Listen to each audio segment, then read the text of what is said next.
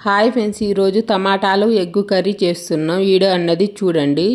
టమాటాలు తీసుకొని మంచిగా కడిగి కట్ చేసుకొని పెట్టుకోండి. ఒక ఆనియన్స్ టమాటాలు ప్లేట్లో కట్ చేసుకొని పెట్టుకోండి. కళాయి అన్నది పొయ్యి మీద పెట్టేసి కళాయిలోకి కొంచెం ఆయిల్ వేసేసి ఆయిల్ వేడెక్కినాక ఆనియన్స్ వేసుకోండి. కొంచెం పసుపు వేసుకోండి. కొంచెం తాలింపు గింజలు వేయండి. వేసి మంచిగా కలుపుకోండి. ఆనియన్స్ రెడ్డుగానే టమాటా ముక్కలు అనేది తాలింపులోకి వేసుకొని మంచిగా కలుపుకోండి. కలిపి మూత పెట్టి వదిలేయండి. కొద్దిసేపు మగ్గిపోయిద్ది మంచిగా.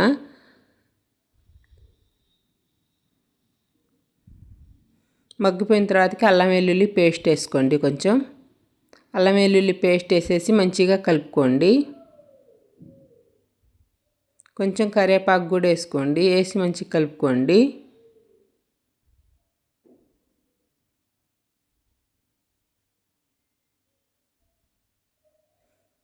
టమాటాలు అవి మొత్తం మగ్గిపోయిన తర్వాతకి కొంచెం కారం వేసుకోండి. సరిపోయినంత వేసుకొని మంచిగా కలుపుకోండి.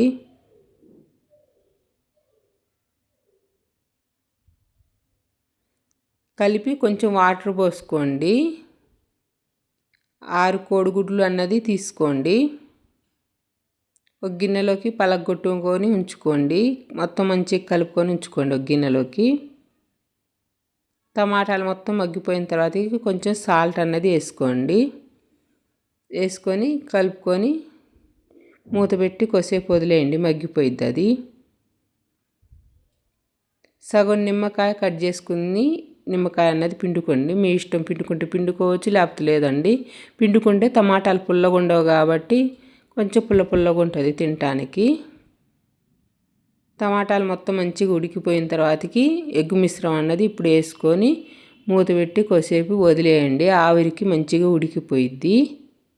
ఇలాగా ఉడికిపోయిన దానికి చెంచబెట్టి మంచిగా చిన్నగా కలపాలి. ఇలా కలుపుకోండి. కలిపి కొద్దిసేపు మగ్గనియండి. మంచిగా మగ్గిపోయిద్ది. మగ్గిపోయిన తర్వాతకి కొంచెం ధనియాల పౌడర్ అన్నది వేసుకోండి. వేసుకొని మంచిగా కలుపుకోండి. కలిపి కొద్దిసేపు మూత పెట్టి వదిలేయండి. మగ్గిపోయిద్ది మంచిగా. కొంచెం కొత్తిమీర వేసుకోండి. కొత్తిమీర వేసేసి మంచిగా కలుపుకోండి. ఎగ్గు టమాటా కర్రీ రెడీ అయిందండి. వీడియో అన్నది చూడండి. రైస్లోకైనా చపాతీలోకైనా బాగుంటుందండి. ఒకసారి ట్రై చేయండి.